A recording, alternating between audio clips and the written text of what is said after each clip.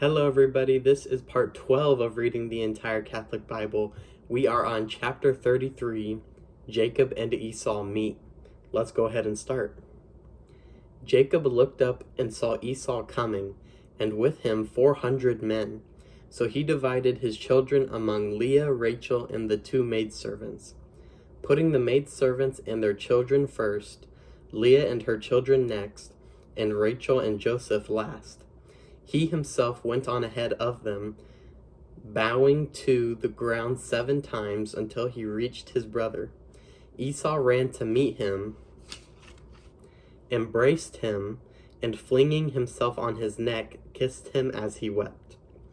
Then Esau looked up and saw the women and children and asked, "Who are these with you?" Jacob answered, "They are the children with whom God has graciously favored your servant." Then the maidservants and their children came forward and bowed low. Next, Leah and her children came forward and bowed low. Lastly, Joseph and Rachel came forward and bowed low. Then Esau asked, "What did you intend with all these herds that I encountered?" Jacob answered, "It was to gain my Lord's favor." Esau replied, "I have plenty, my brother. You should keep what is yours." "No, I beg you," said Jacob. "If you will do me the favor, accept this gift from me, since to see your face is for me like seeing the face of God, and you have received me so kindly. Accept the gift I have brought you, for God has been generous toward me, and I have an abundance." Since he urged him strongly, Esau accepted.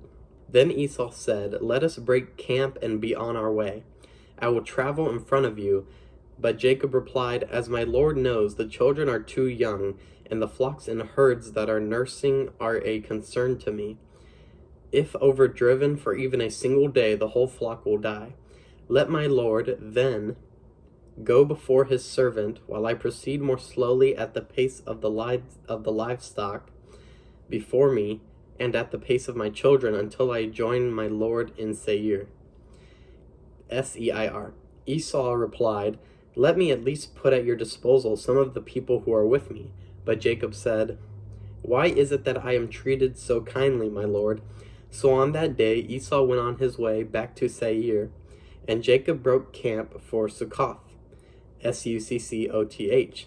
There Jacob built a home for himself and made booths for his livestock. That is why the place was named Succoth.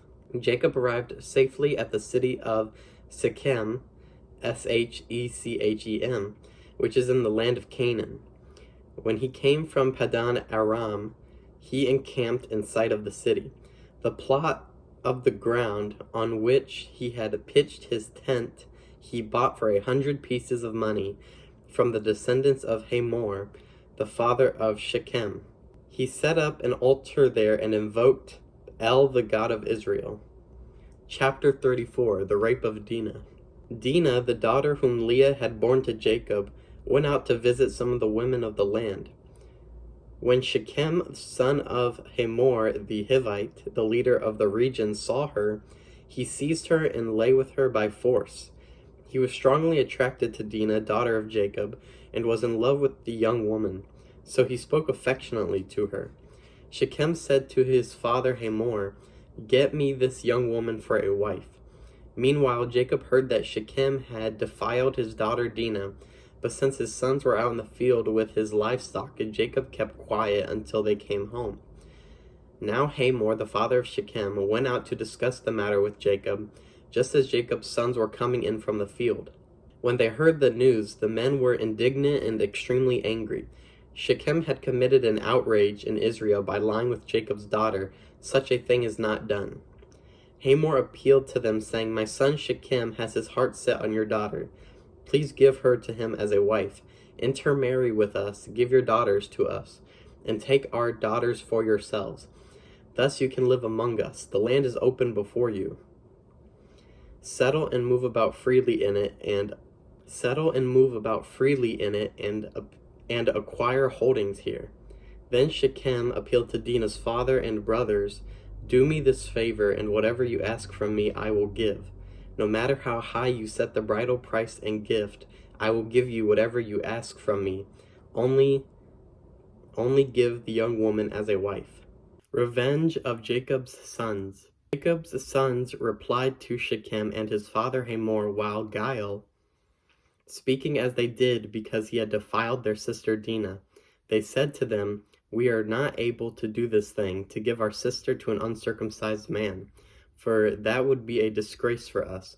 Only on this condition will we agree to that you become like us by having every male among you circumcised. Then we will give you our daughters and take your daughters in marriage. We will settle among you and become one people, but if you do not listen to us and become circumcised, we will take our daughters and go."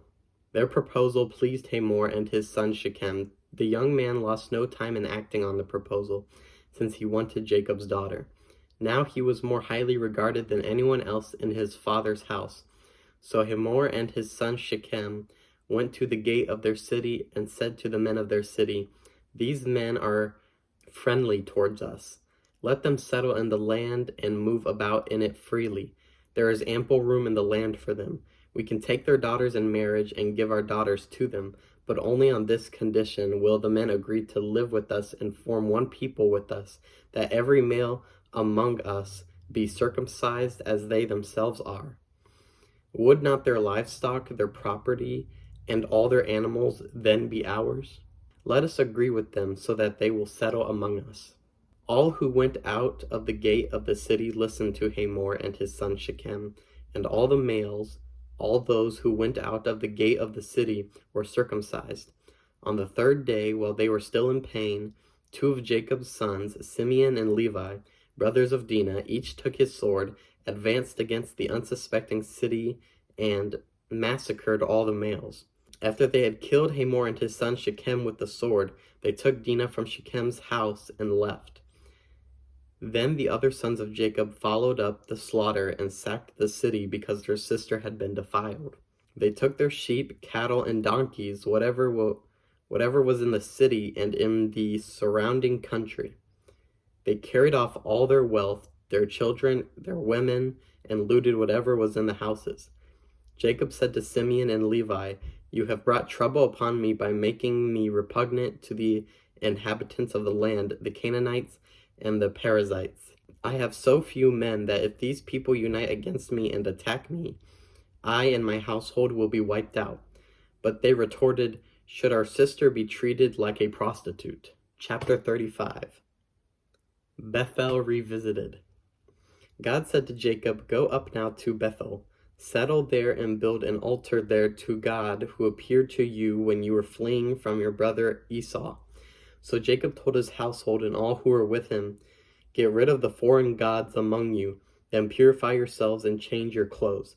Let us now go up to Bethel so that I might build an altar there to the God who answered me in the day of my distress, who has been with me wherever I have gone." They gave Jacob all the foreign gods and their possessions, and also rings they had in their ears, and Jacob buried them under the oak that is near Shechem. Then as they set out, a great terror fell upon the surrounding towns, so that no one pursued the sons of Jacob. Thus Jacob and all the people who were with him arrived in Luz, Luz, now Bethel, in the land of Canaan. There he built an altar and called the place El Bethel, for it was there that God had revealed himself to him where he was fleeing from his brother. Deborah, Rebekah's nurse, died. She was buried under the oak below Bethel, and so it was named Allon Bacuth, Allonbacuth. On Jacob's arrival from Padan Aram, God appeared to him again and blessed him. God said to him, "Your name is Jacob. You will no longer be named Jacob, but Israel will be your name." So he was named Israel. Then Jacob said to him, "I am God Almighty. Be fruitful and multiply. A nation, indeed an assembly of nations, will stem from you. The kings will issue from your loins. The land I gave to Abraham and Isaac I will give to you, and to your descendants after you I will give the land." So he was named Israel. Then God said to him, "I am God Almighty. Be fruitful and multiply. A nation, indeed an assembly of nations." Then God departed from him. In the place where God had spoken with him, Jacob set up a sacred pillar, a stone pillar, and upon it he made a libation, Libation, and poured out oil. Jacob named the place where God spoke to him Bethel. Jacob's family. Then they departed from Bethel, but while they had some distance to go to Ephrath, Ephrath, Rachel went into labor and suffered great distress. When her labor was most intense, the midwife said to her, "Do not fear, for now you have another son." With her last breath, for she was at the point of death, she named him Ben-Oni, Ben-Oni, but his father named him Benjamin. Thus Rachel died, and she was buried on the road to Ephrath, now Bethlehem. Jacob set up a sacred pillar on her grave, and the same pillar marks Rachel's grave to this day. Israel moved on and pitched his tent beyond Migdal Eder, Migdal-Eder. While Israel was encamped in that region, Reuben went and lay with Bilhah, his father's concubine. When Israel heard of it, he was greatly offended. The sons of Jacob were now 12, the sons of Leah, Reuben, Jacob's firstborn, Simeon, Levi, Judah, Issachar, and Zebulun. The sons of Rachel, Joseph, and Benjamin. The sons of Rachel's maidservants, Bilhah, Dan, and Naphtali. The sons of Leah's maidservants, Zilpah, Gad and Asher. These are the sons of Jacob who were born to him in Padan Aram. Jacob went home to his father Isaac at Mamre in Kiriath Arba, now Hebron, where Abraham and Isaac had resided. The length of Isaac's life was 180 years. Then he breathed his last. He died as an old man and was gathered to his people. After a full life, his sons Esau and Jacob buried him. And we're going to stop right there before chapter 36. I almost did this video without my glasses because I couldn't find them at first, but it all worked out pretty well. Thank you everybody so much for watching. See you next time.